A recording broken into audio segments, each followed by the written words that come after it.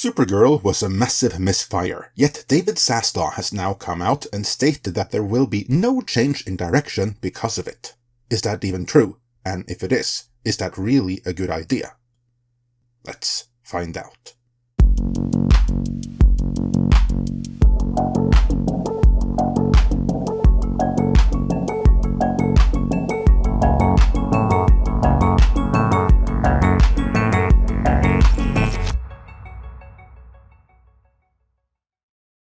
This video is sponsored by Jaws Explored.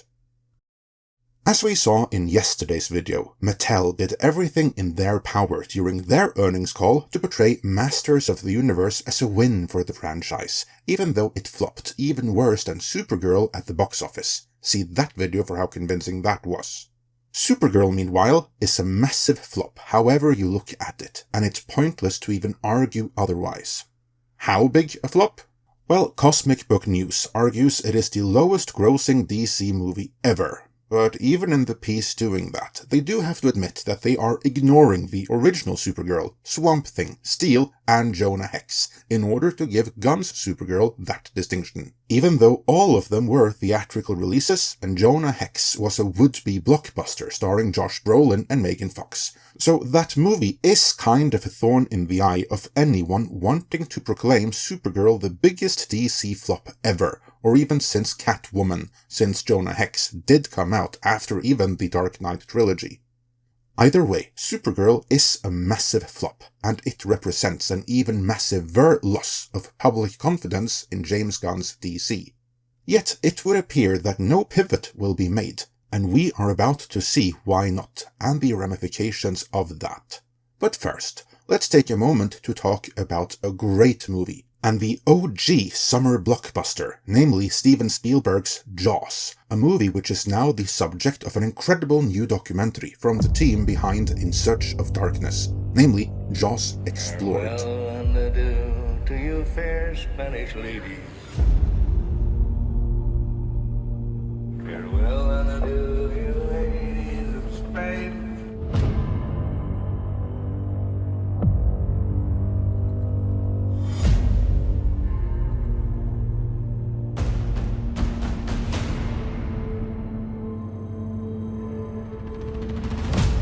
Jaws Explored is the most in-depth, wide-ranging, penetrating exploration of Spielberg's genius there has ever been. It's going to deepen your relationship with the most important film in your life.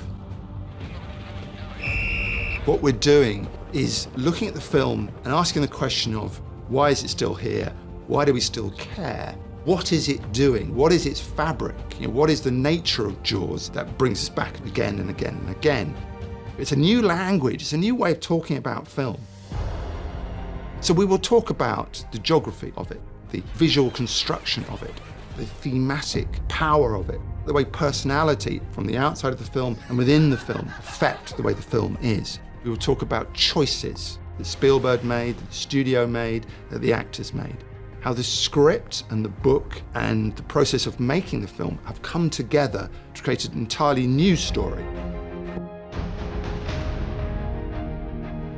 You're gonna need a bigger boat. One of the marvelous things about Jaws' life is that it's been beautifully served. There's been fantastic books, fantastic documentaries, in-depth interviews with Spielberg. But I always come away with a sense of, yeah, I kind of know a lot of that and I love it and I appreciate it, but it hasn't answered the mystery inside of me. It hasn't told me what it is about Jaws that is different. When we make Jaws Explored and you finish watching it, you will watch Jaws again and it'll be completely new to you.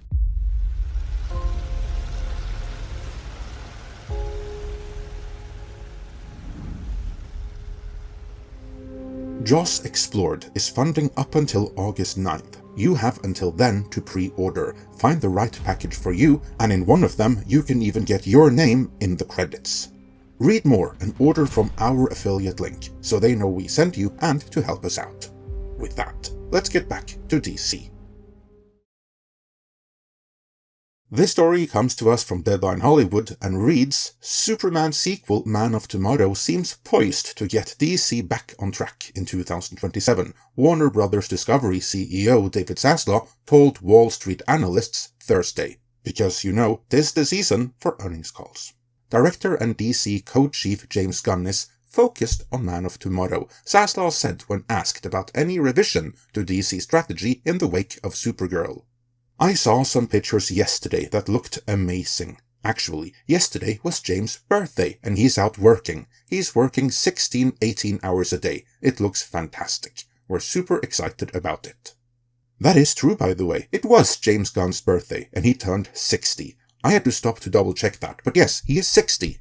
It is easy to forget that Guardians of the Galaxy came out more than a decade ago when he was in his late 40s.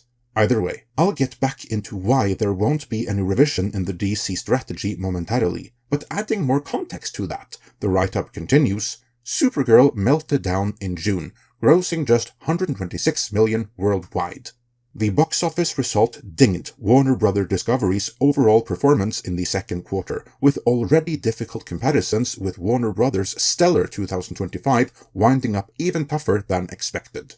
So yeah, Supergirl flopped so badly, it not only damaged James Gunn's DC in the eyes of fans even more so than did the disastrous Peacemaker Season 2, it also damaged Warner's bottom line so badly it was singled out in the earnings call.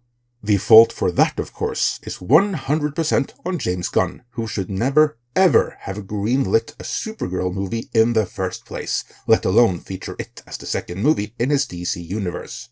Why? Because following the past decade's cinematic crimes from first and foremost Marvel and Star Wars, girl bosses haven't merely become box office poison, they are positively radioactive. And while it can be argued to which extent this Supergirl is a girl boss, she presents as one, and the creative choice to reimagine her as a punk rocker makes her an unlikable bitch to boot. So, in an era where just having a woman on the poster will damage any action movie at the box office, giving the worst part of Superman her own movie was a terrible idea. But then, what of David Zaslav, who in the same sentence as he told Supergirl had hurt Warner's bottom line, also said there would be no major strategic shifts because of it? What is up with that? Well, I happen to think that is probably for the best, for a couple of reasons. The first reason is that if Zaslav were to freak out and panic and demand a new direction right now in this moment, that would actually mirror where Warner royally screwed up before.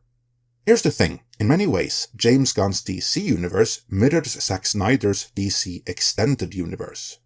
Indeed, both are directors first, who double as universe architects, and both started out with a Superman movie, Snyder with Man of Steel, Gunn with Superman.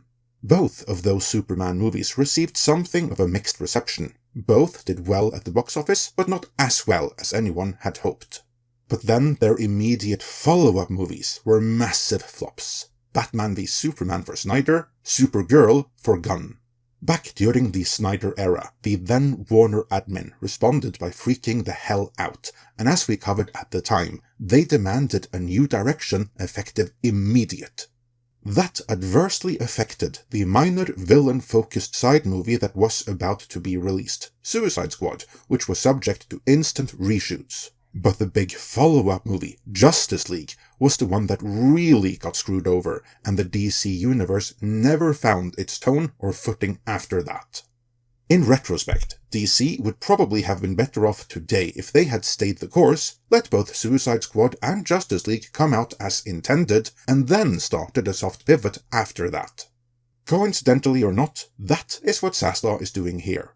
He isn't demanding any changes to Gunn's minor villain-focused side movie Clayface, nor is he demanding any changes to Gunn's big follow-up movie Man of Tomorrow. Unlike Snyder, Gunn will be allowed to see his vision through to the big team-up movie, which was planned and envisioned from the get-go. Zaslav is probably smart enough to realize that if a creative suddenly has to change vision midway through a de facto trilogy, no good can come of that. Better then to stay the course. The second thing to keep in mind is that after Man of Tomorrow, Gunn's contract is up for renewal anyway, at which point someone else may take over and move in another direction anyway, or Gunn may stay on and be more liable to change direction either way, because who knows how much is even planned for beyond Man of Tomorrow. Either way, despite the big mistake that was Supergirl, even Wall Street will have learned by now that panicked changes of direction rarely work out. And they certainly haven't done so where DC is concerned. So James Gunn can make Man of Tomorrow the way he wants. There will be no future calls for the Gunn cut, because that is what we will be getting from the get-go. And Gunn had better knock that out of the park. Let me know your thoughts on this in the comments. And remember, you only have until August 9th to pre-order Jaws Explored, the epic upcoming documentary from the team that brought you In Search of Darkness. Read more about it and order yours using our affiliate link, which you'll find in the description.